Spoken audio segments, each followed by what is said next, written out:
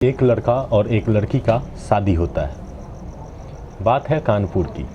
कानपुर में शिवराजपुर नाम की एक जगह है जहाँ पे कुछ दिनों पहले एक लड़का और एक लड़की की शादी होती है और शादी के बाद उन दोनों के घर एक बेटी की पैदा होती है।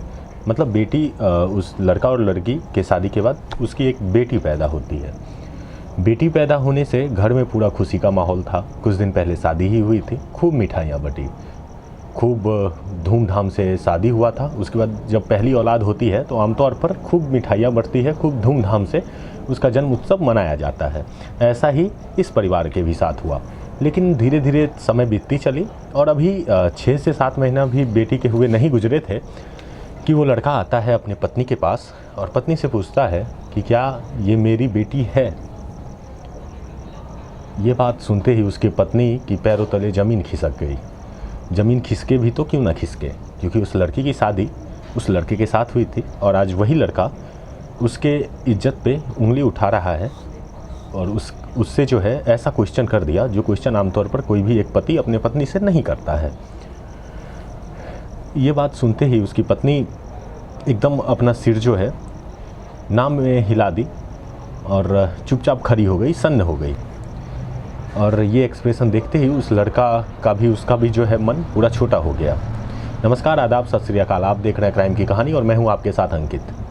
ये बात जो मैं आपको बता रहा हूं कहानी, ये कानपुर की है और कानपुर में एक लड़की रहती है और उस लड़की को उसी गांव के एक लड़के ने शाम के समय मार्केट जाने के वक्त, जब उसको आने में लेट हो गया था मार्केट से, तो मार्केट से आने के वक्त उसके साथ रेप कर लिया गया था। रोहित नाम का लड़का था। वो जब उसका रेप किया तो उसके बाद वीडियो बना के, जो आमतौर पे आजकल हो रहा है, वीडियो बना के उसको धमकी देने लगा कि अगर तुम किसी को बताओगे तो ये वीडियो मैं सोशल मीडिया पे अपलोड कर दूंगा। और यही बात हुई, उस लड़की ने किसी को नहीं बताया। फिर जब दूसरी बार उसने उसका रेप किया तो वो लड़की जो है सभी को ये सारा बात बताई। तो फिर पूरे गाँव वाले के सामने उस लड़का को लाया गया। फिर बात ये हुई कि इस लड़के को पर क्यों ना केस कर दिया जाए। बात मामला थाने तक पहुंची। जब थाने तक मामला पहुंची, पूरे गांव के आदमी वहां पे एकत्र थे और उस पूरे गांव के आदमी के सामने उस लड़का ने लड़की वालों के पैर पकड़े और बोला कि मुझसे बहुत बड़ी गलती हो गई है, मुझे माफ़ कर दीजिए। जब बहुत बार वो पूरे गाँव के आदमी के सामने गिड़गिड़ाता रहा, रोता रहा, तो खैर लड़की के माता पिता का भी थोड़ा सा दिल पसीझा और पुलिस वाले भी बीच में आपस में बात की है और बोले कि क्यों ना इस लड़का, अगर इसको छोड़ दिया जाए। उस लड़का को बोला गया कि अगर तुम माफ़ी चाहते हो तो इस लड़की से तुमको शादी करना पड़ेगा। लड़का ने भी हामी में अपना सर हिला दिया और बोला कि हाँ, मैं इस लड़की से शादी करने के लिए तैयार हूँ। तो ये सब सुनते ही पूरे गाँव वाले के सामने पुलिस भी बीच में मध्यस्थता किया और उसने बोला कि हाँ ठीक है, इस पर FIR नहीं किया जाएगा, शादी हो जाएगी। बात आई गई हो गई।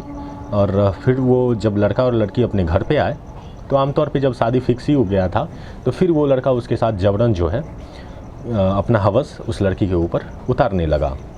बहुत दिन हो गए। लड़की के परिवार वालों देखे कि मुझे लगता है अब कि ये लड़का जो है अब शादी करने से शादी नहीं करेगा और काश ये ना हो कि मेरी बेटी के ज़िंदगी में कुछ गलत हो जाए। ये देखते हुए उन्होंने अपने गांव के बगल में ही एक गांव में एक लड़का को देख के इस लड़की का शादी कर दिया गया। और इस लड़की का जब शादी होता है तो शादी होकर जब ये लड़की अपनी ससुराल आती है, ससुराल आने के बाद ये लड़की चैन से अपनी ज़िंदगी जीती है। बहुत ही खुशहाल ज़िंदगी थी, इनकी ज़िंदगी जीती है।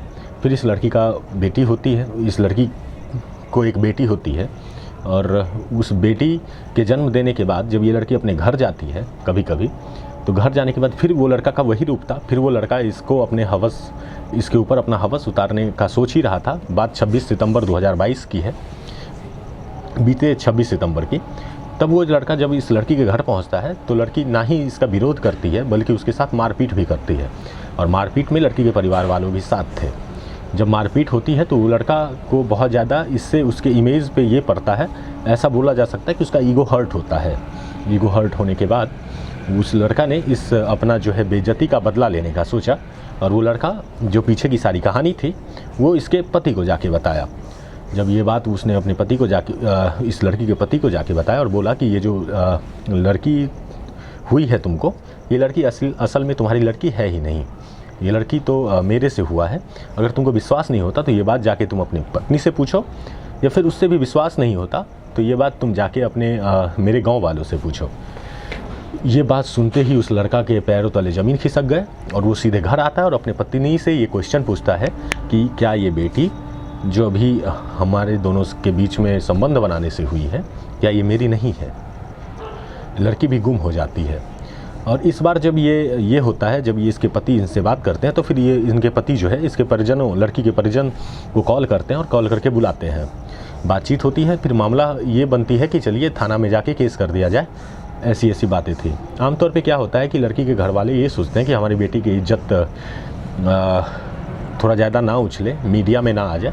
इस सब को लेके जो है लड़की के घर वाले चुप हो जाते हैं, खामोश हो जाते हैं। तो यही बात हुई थी। लेकिन अब जब मामला थाने पे पहुंचा तो थाने वाले अभी इस मामले की जांच कर रहे हैं। थाने वाले बोल रहे हैं, ये पता लगाने की कोशिश कर रहे हैं कि असल में इस लड़की का बायोलॉजिकल फादर है कौन। बायोलॉजिकल फादर मतलब ये होता है कि जब उस लड़की का डीएनए टेस्ट होगा तब पता चलेगा कि ये जो बेटी है ये असल में किसका है, उस लड़की के हस्बैंड का है या फिर उसका है जो इस लड़की को अपना हवस का शिकार बनाया। मामले की छानबीन चल रही है। लेकिन इस कड़ी में वो जो बच्ची 6 महीने के आसपास की है, उसकी ज़िंदगी अभी शुरू ही नहीं हुई थी कि ख़त्म हो चुकी है। आपको नहीं लगता है कि जो बच्ची जिसको ये ना पता हो, जिसको अपने जो खुद के पैरों से चल नहीं सकती हो, उस लड़की के जन्मदाता पे अब शक उठ गया है और उस लड़की का भी जो जीवन जो था वो अब धुंधलापन के कगार पे है। धुंधलापन बोले तो अंधकारमय हो गया है। फिलहाल पुलिस इस मामले की जांच कर रही है और वो लड़का जो रोहित था, जो अपना हवस उतारता था, उसकी अभी तक गिरफ्तारी नहीं हो चुकी है। वहाँ से जो खबर आई है उसके मुताबिक ये है कि पुलिस उसको गिरफ्तार करने की कोशिश कर रही थी, लेकिन वो लड़का अभी फरार चल रहा है। डीएनए की रिपोर्ट भी नहीं आई है और इस मामले की अभी छानबीन की जा रही है। बहुत जल्दी डीएनए की रिपोर्ट आ जाएगी और उसके बाद मैं आगे की भी अपडेट आपको दूंगा।